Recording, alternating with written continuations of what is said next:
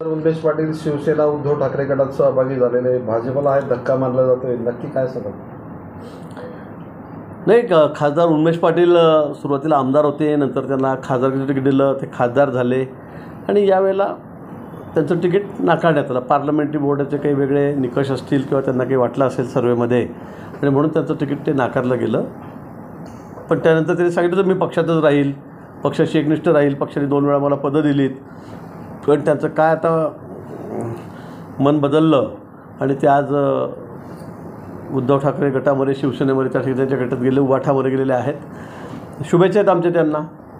नाराजी व्यक्त केली त्यांनी की डावलण्यात आलं, आत्मसन्मान नाही. मला असं वाटतं की आता पार्लमेंटरी बोर्डाचा जो निर्णय आहे त्यांनी त्यांचं तिकीट नाकारलेला ही वस्तुस्थिती आहे. पण आता आपण पार्टीत आल्याबरोबर आपल्याला 2च महिन्यामध्ये आमदारकी मिळाली, नंतर लगेच खासदारकी मिळाली दुसऱ्यांदा. मला वाटतं अनेक वर्ष काम करणारे कार्यकर्ते पक्षामध्ये आहेत, ते बिचारे कामच करत आहेत. पण आपल्याला एवढे मोठे 2 मानाचे पदं आमदारकी आणि खासदारकी मिळालेली होती. मला वाटतं त्यांनी आज वाट बघायला पाहिजे होती. परिणाम होईल असं वाटतं बघा, हा भारतीय जनता पक्ष हा कार्यकर्त्यांचा पक्ष आहे. इथे कोणाच्या गेल्याने राहिल्याने काही फरक पडत नाही. मी पुन्हा सांगेल की गेल्यावेळी आमची ही सीट 4.5 लाख मतांनी निवडून आलेली होती, विक्रमी मतांनी निवडून आलेली होती. 4.5 लाखाच्या वर मला वाटतं की 460 का 465 काही लाखाचं फरक या ठिकाणी होतं. यावेळेला ते रेकॉर्ड आम्हाला मोडायचं आहे. आणि जळगाव जिल्हा हा भाजपचा बालेकिल्ला आहे आणि मोदीजींना मानणारा आहे, भारतीय जनता पक्षाला मानणारा आहे. मित्रपक्ष आम्ही मिळून सगळे या ठिकाणी आमदार आहोत, खासदार आहोत. इथे जळगाव जिल्ह्याच्या बाबतीमध्ये कुणाला शंका घेण्याचं कारणच नाही. आता ते गेलेले आहेत, आता त्यांनी लढावं आणि निकालात लगेच कळेल. घोडा मैदान समोर आहे. उद्धव ठाकरे म्हणाले भाऊ की भाजप हा फक्त वापरून फेकून देण्याचा पक्ष आहे. उद्धवजींना मला वाटतं बोलण्याचा काही अधिकार नाही. त्यांनी आपली कबर स्वतःच खोदलेली आहे, स्वतःच खोदलेली आहे. मी त्यावेळेला बोललेलो होतो, तुम्ही ज्या वेळेला आमच्याशी गद्दारी केली, ज्या वेळेला मुख्यमंत्री घटकेचा राजा होण्याची तुम्ही घाई तुम्हाला झालेली होती, तुम्ही अगदी छोट्याशा म्हणजे अल्पशा सुखासाठी तुम्ही कायमस्वरूपी आता तुम्ही दुःखात गेलेला आहात. आणि म्हणून तुम्ही स्वतःची कबर तुम्ही त्यावेळेला स्वतःच खोदली. तुम्ही आम्हाला सोडलं, युतीत आमच्यावर निवडून आलात आणि आता तुम्ही काही म्हटलं तर लोकांचा तुमच्यावर विश्वास नाही.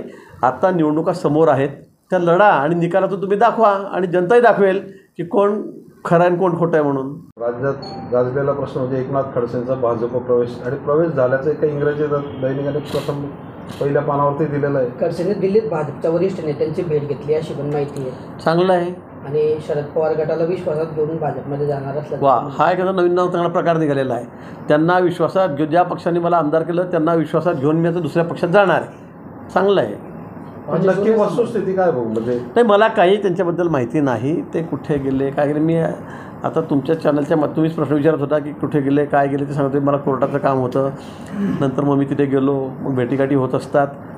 चांगलं आहे, भेटीगाठी मधला जो काही काळ आहे तो एकनाथ खडसे भाजपवर टीका करताना बघायला मिळत नाही, तुमच्यावर करताना बघायला मिळत नाही. तुम्ही सुद्धा त्यांच्यावरती टीका करताना तसे दिसत नाही. त्याच्यामुळे बरेच तर्क नाही नाही, माझा काही प्रश्नच नाही. माझं जे आहे ते मत स्पष्ट आहे. जे आमचे ते आमचे, जे आमचे नाही ते आमचे नाहीत. समजलं का? आता परवा ते म्हटले होते की भाजपला कुत्र विचारत नव्हतं. मी त्यावेळेला बोललो आपल्याशी, भाजपची परिस्थिती अशी कधी नाही आहे आणि आपण ज्यावेळेला आला त्यावेळेला अनुकूल काळ होतं. तुम्ही पहिल्यांदा इकडे पक्षात आल्याबरोबर आमदार झालेला होता इथे. तुम्हाला काही फार तुम्ही प्रचार करत फिरले पक्षाचा आणि पक्षाच्या वाढीसाठी का कुठे आमच्या संघाच्या कामासाठी, RSSच्या कामासाठी कुठे फिरत होतात, कुठे प्रचारक होतात, असं नाही आहे. तुम्ही 90ला इथे पक्षामध्ये आला आणि लगेच तुम्हाला तिकीट दिलं आणि तुम्ही आमदार झालात. 95ला तुम्ही मंत्री झालात. सतत 6 टर्म तुम्ही निवडून आलात. 15 वर्ष 20 वर्ष तुम्हाला लाल दिव्याची गाडी होती. मंत्री पण होते, विरोधी पक्षनेते पण होते. अजून काय केलं पाहिजे पक्षाने तुमच्यासाठी?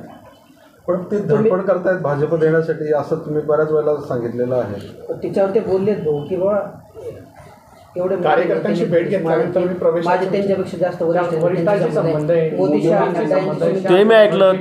त्यांनी सांगितलं की माझे माननीय पंतप्रधान मोदीजींशी संबंध आहेत, माझे अमितभाईशी संबंध आहे, माझे नड्डाजी संबंध आहेत, माझे सगळ्यांशी संबंध आहेत वरती. मला खाली विचारायची गरज नाही. म्हणजे शुभेच्छा आहेत. आणि मग त्यांचे जर एवढे संबंध होते तर एवढे वाईट दिवस त्यांना का आले? माझा हाही प्रश्न आहे त्यांना. भाऊ, जर ते भाजपात आले, त्यांना जर सगळे ओळखतात, त्यांचा एवढा सगळ्यांची परिचय आहे, मला यांना विचारायची गरज नाही म्हणतायत, तर मग मला प्रश्न त्यांना हाच आहे की बा तुमचं एवढे चांगले संबंध होते तर मग तुमच्यावर इतके अशी परिस्थिती आज का आली एवढी, ही जी तुमच्यावर परिस्थिती आली ती का आली? भाऊ पण जनरली असं जर बघितलं की जे म्हणताय की वरिष्ठ पातळीवर स्थानिक कार्यकर्त्यांशी बोलून म्हणजे जनरली नेते असतील तुमच्याशी किंवा देवेंद्रशी बोलून हा काही विषय तिढा असू शकतो का? समजा भाजपमध्ये इतर लोक सुद्धा येत आहेत तर आपल्याच पक्षात गेलेले लोक ते जर खडसे जर येत असतील तर मला वाटतं पक्षश्रेष्ठी ज्या वेळेला विचारतील त्यावेळेला विचारा मी उत्तर देऊ, त्यावेळेला त्याला सांगू काय असेल नसेल ते आम्हाला आता विचारलं तर आता ते म्हणता मी डायरेक्ट त्यांच्यावरती हॉटलाईन आहे तर मग आम्हाला कोणी विचारणार पण नाही कदाचित. त्यांचा प्रवेश झाला आहे का भाजपामध्ये एकनाथ खडसेंचा? ते त्यांनीच सांगावं ना, ते मला काय माहिती ते दिल्लीला कसे गेले. मग आता प्रवेश झाला असता ते एवढं मोठं नेतृत्व आहे राज्याचं तर ते कळालं असतं ना.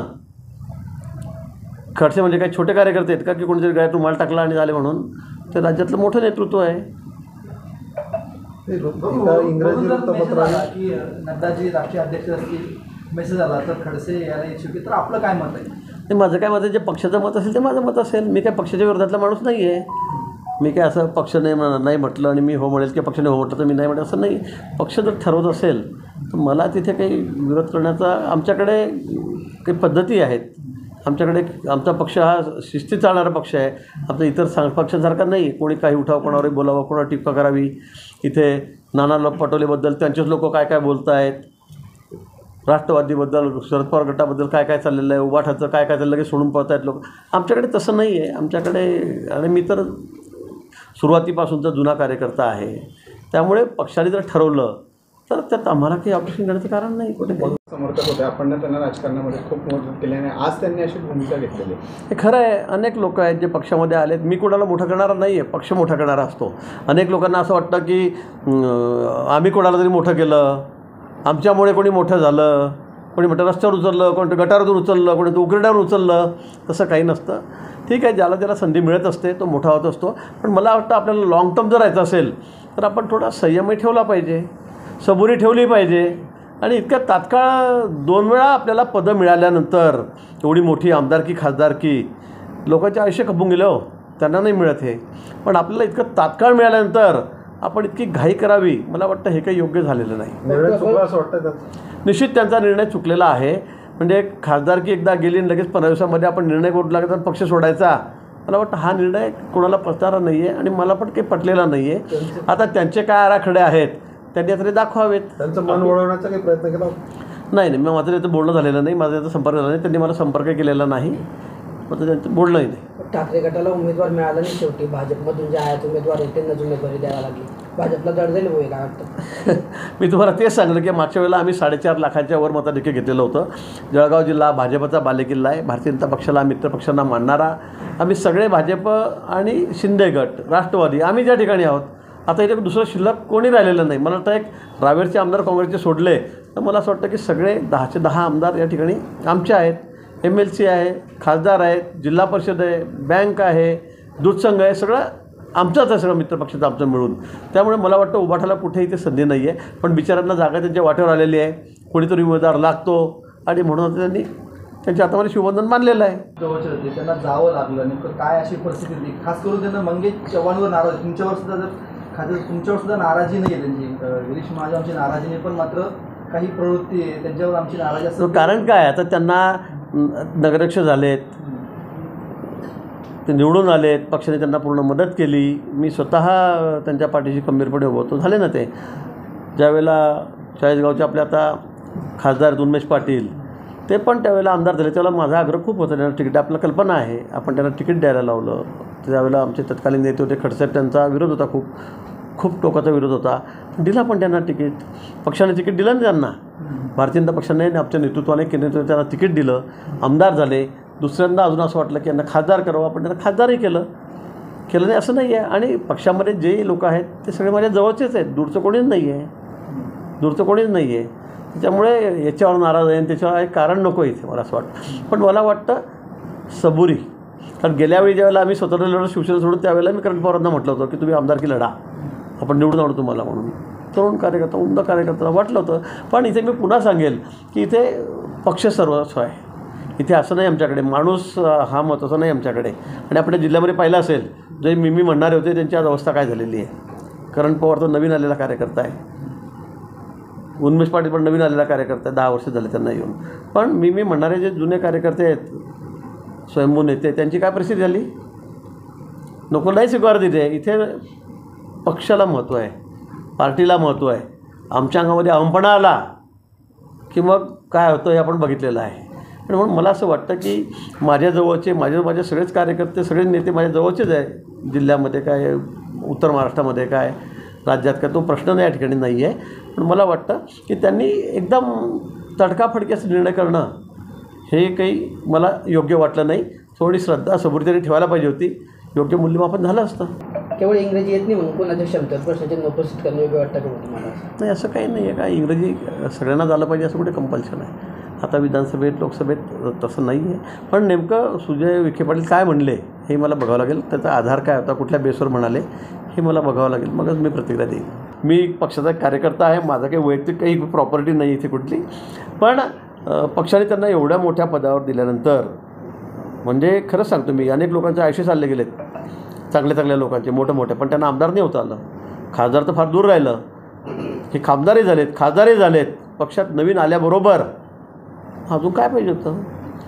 थोडं थांबले असते. विधानसभा समोर होती, काही झालं असतं. MLC होती, काही करता आलं असतं. पण लगेच एखादा पक्षाचा निर्णय घेतल्याबरोबर तुम्ही इकडे जाऊन तिकडे शिवबंधन बांधायचं आणि परत देवेंद्रजीवर, पक्षावर टीका टिप्पणी करायची, मला वाटतं हे काही योग्य नाही. आणि आता जास्त बोलल्यापेक्षा मला असं वाटतं की आता निवडणुका समोर आहेत. तुम्ही तिकडे गेलेला आहात ना, आता उमेदवारी घेतलेली आहे ना, आता लढा. विद्यमान खासदाराच्या जाण्याने पटकाने बसणार भाजपला? मी तुम्हाला तेच सांगतो आहे की आम्हाला मागचे रेकॉर्ड तोडायचं आहे. निकाल आल्यावर आपण बोलू. मी सांगेल की जळगाव जिल्हा हा भाजपचा बालेकिल्ला आहे. इथे पक्षाला म्हणणारे लोक आहेत, मोदींच्या नेतृत्वावर विश्वास ठेवणारे लोक आहेत. इथे आमचे मित्र शिवसेना शिंदे गटाचे 3-3, 4-4 आमदार या ठिकाणी आहेत. इथे राष्ट्रवादीचे मंत्री एक या ठिकाणी आहेत. सगळे आम्ही सोबत आहेत. RPI आमच्यासोबत आहोत. आणि हा जिल्हा तर आम्ही सगळे मिळून, म्हणजे पूर्वीही भाजप तुम्ही बघितलं असेल, आम्ही दोन्ही खासदार आमचेच होते. आमची ज्या ठिकाणी जिल्हा परिषद आमचीच होती, MLC आमचेच होते. आतापर्यंत 4-5 टर्म झाले आमचेच आहे सगळे या ठिकाणी. आमचं म्हणजे भारतीय जनता पक्षाचं आहे. मित्रपक्ष आमच्यासोबत आहेत. शिवसेना आहेत, गुलाबभाऊ मंत्री आहेत, अनिल दादा मंत्री आहेत आता राष्ट्रवादीचे. आम्ही सगळे सोबत आहोत. आणि आता तर मग खरं म्हणजे इतकी अनुकूल परिस्थिती मला वाटतं पहिल्यांदा आहे. आणि शेवटी मोदीजींचा जलवा आहे, त्यांचं नेतृत्व आहे, लोकांचा त्याच्यावर विश्वास आहे, भाजपवरचा विश्वास आहे. आणि त्यामुळे यावेळेला मागचंसुद्धा रेकॉर्ड तुटेल 4.5 लाख मतांचं. एवढंच मी आपल्याला सांगेन. हे विश्वासात घेतलं जात नाही, सन्मान दिला जात नाही. मला वाटतं सगळ्या तालुक्यामध्ये बैठका सुरू आहेत. काल तुम्ही पाचोऱ्याला बघितलं असेल, त्या ठिकाणी किशोरप्पा होते, त्यांचे कार्यकर्ते होते, आमचे आमदार होते, मंगेशदादा होते, म्हणजे आमचे सगळे कार्यकर्ते होते, खासदार उमेदवार होते आमचे, वाघ, आमच्या स्मिताताई, सगळेजण त्या ठिकाणी होते. थोडाफार प्रत्येकाच्या मनामध्ये किंतु परंतु आहे. आता त्यांचेच पालकमंत्री या ठिकाणी आहेत. पालकमंत्री तर मी पण नाही की नाराज असण्याचं कारणच नाही, का निधी मिळाला नाही, का वाटप झालं नाही, का हे झालं नाही. मला वाटतं पण थोडेफार अंतर्गत पक्षामध्ये सगळ्यात आम्ही आता वेगवेगळेच होतो 2.5 वर्ष, त्यामुळे थोडेफार वाद सगळीकडे किरकोळ वाद आहेत आणि ते राज्यभर आहेत, मी असं म्हणत नाही. पण मला असं वाटतं की एकदा तर सगळ्यातून तिकीट वाटप झालं आणि नेतृत्वाने ठरवलं तर आम्ही सगळे संघटितपणे लढणार आहोत, एकत्रितपणे लढणार आहोत. आणि तुम्ही बघा निकाल, अतिशय पॉझिटिव्ह निकाल येतील. म्हणजे तुम्हाला आश्चर्य वाटेल. तुमचे सगळे मीडियाचे सर्वे वगैरे सगळे फ्लॉप होतील, अशा पद्धतीने निकाल राज्यामध्ये येणार आहेत. ठाकरे गटात प्रवेश केल्यानंतर 1 तासापूर्वी मुंबई तकच्या स्टुडिओमध्ये त्यांची मुलाखत घेतली गेली. कोणाची? उन्मेष पाटलांची. उन्मेष पाटील त्यांच्या बोलताना मुलाखतीत असं म्हणाले की देवेंद्र फडणवीसांना चांडाळ चौकटीने घेरले. आता ते ते काही बोलू शकतात. आता त्यांनी पक्ष सोडलेला आहे, आता ते काही बोलू शकतात. आता तुमचं तिकीट नाकारलं तर त्याची कारणं तुम्हाला माहीत आहे. तुम्हाला माहीत आहे ना का नाकारलं म्हणून, केंद्रीय नेतृत्वाने का नाकारलं. मी त्यांना वेळोवेळी समज पण दिली होती, त्यांच्याशी बोललोही होतो, त्यांची चर्चा केली होती काही विषयात. ते जर असं म्हणत असेल चांडा चौकडीने घेरलेलं आहे तर मला वाटतं की आपण आत्मपरीक्षण करण्याची गरज आहे. आपलं काय चुकलं म्हणून असं बोलून नाही चालणार. आमच्या नेत्यांवर तर ते असं म्हणत असेल चांडा चौकडीने घेरलं तर हे एवढं मोठं सगळं उभं राहिलेलं आहे, सगळं हे पक्ष आज आमचे सगळे निकाल येत आहेत, रिझल्ट येत आहेत एवढे पॉझिटिव्ह, तर त्याच्यामुळे येत आहेत का यांच्यामुळे येत आहेत. म्हणजे मला वाटतं हे या बोलण्यामध्ये कुठले तथ्य नाही आहे. त्यांना तिकीट नाकारलं म्हणून त्यांनी काही बोलावं आणि त्यांच्या कोणाच्या म्हणण्याला मी महत्त्व देत नाही. आता घोडा मैदान समोर आहे. तुम्ही म्हणतायत ना, आता तुम्ही घोडा मैदान समोर आहे तर तुम्ही विरोधात आहात ना, आता तुम्ही लढा आणि दाखवा लोक जनता तुम्ही कोणाच्या पाठीशी आहे म्हणून, तुमच्या पाठीशी किती आहे म्हणून. तो काय कारण आहे नाकारल्याचं त्यांना? तुम्ही म्हटलं की त्यांना समजावलं होतं, काय कारण आहे? नाही आता त्या काही सार्वजनिक बोलण्याच्या गोष्टी नाही आहेत, पण त्याच्याशी मी चर्चा केली होती. मी त्यांना बोललो होतो, वर्षभरापासून त्यांना सांगत होतो, काही गोष्टी बोललेलोही होतो. तर तुम्हाला सांगण्याची म्हणजे सांगण्यासारख्या काही आवश्यकता नाही आहे, अंतर्गत काही गोष्टी होत्या. पण मला वाटतं आपल्या चुका लपवण्यासाठी आपण कोणावर आरोप करायचे, चांदा चोकडीने घेतला याने त्याला, तर त्यांनी पात्रता आहे का आपली देवेंद्रजीबद्दल बोलण्याची? ते पक्ष सोडला म्हणून आपण काही बोलायचं योग्य नाही. भाऊ त्यांनी असं म्हटलं की आज त्यांनी स्पष्ट केलं की मला उमेदवारी मिळाली म्हणून मी उमेदवारी मिळाली नाही म्हणून मी पक्षाने सोडला आहे. तर बदल्याचं राजकारण भाजपमध्ये केलं जात होतं, बैठकांना डावलणं वगैरे असे. कोणत्या बैठकांचा डावला? आता खासदार होते, आता अजून खासदार आहेत ते, त्यांना कुठे डावललेलं आहे? काहीतरी कारण सांगायचं. कोणत्या बैठकांना डावललं त्यांना? कोणत्या बैठका झाल्या? तिकीट द्यायला मी तर एकचदा आलो, आज दुसऱ्यांदा जिल्ह्यामध्ये आलो. कोण कोणाला डावललेलं इथे? तुम्हीच पहिल्यांदा सांगता की मी पक्षाचाच आहे, मी पक्षाचंच काम करेल, कार्यकर्ता म्हणून काम करेल, आणि लगेच राजीनामा देतात आणि मला डावललंही म्हणतात. मला वाटतं असं काहीतरी बोलावं संबंधित ते काही योग्य नाही. पण मला असं वाटतं की त्यांनी फार चूक केलेली आहे. पुढे त्यांना भविष्य होतं या पक्षामध्ये, दोघांनाही त्याचं भविष्य होतं, पण त्यांनी खूप घाई केली आणि आज त्यांना त्याचं नंतर कळेल की आपण काय चूक केली म्हणून. पुढील भविष्य अंधारात. आता ते मी सांगणार नाही, तर त्यांना कळेल. मी असं म्हणणार नाही कोणाचं भविष्य काय, कोणाचं भविष्य कुठे जाऊ शकतं, काय होऊ शकतं, पण आता ते कालांतराने कळेल. सातारा असेल, माढा असेल, नाशिक असे सगळे राज्यात बऱ्याचशा गोष्टी करतात. पण असं वाटत नाही की जळगाव जिल्ह्यात दोघं मतदारसंघात दुर्लक्ष होतं जनरली तुमचं? मला घरचंच मागच्या वेळेचा आमचं 4 आणि 4.5 लाखाच्या आकडे दोन्हीकडचे होते. रावेर 4 लाख आणि इकडे आम्ही 4.5 लाख. तुम्हाला पुन्हा सांगतो की त्याच्या पुढे आम्ही नाही गेलो तर मग मला म्हणा की तुमचं दुर्लक्ष झालं म्हणून. आता आम्ही सांगतो आम्ही त्याच्या पुढे जाऊ. मतदार तयार आहेत, सगळ्यांना वाटतं आहे की केव्हा एकदा मतदान होईल, आम्ही केव्हा कमळाचं बटन दाबू म्हणून, किंवा मोदींना पंतप्रधान करू. सगळ्यांचं लक्ष एकच आहे आता. त्यामुळे दुर्लक्ष आहे का लक्ष आहे हे तुम्हाला मतदानाचं मताधिक्य बघितल्यावर तुम्हाला निकाल लागल्यावर कळेल.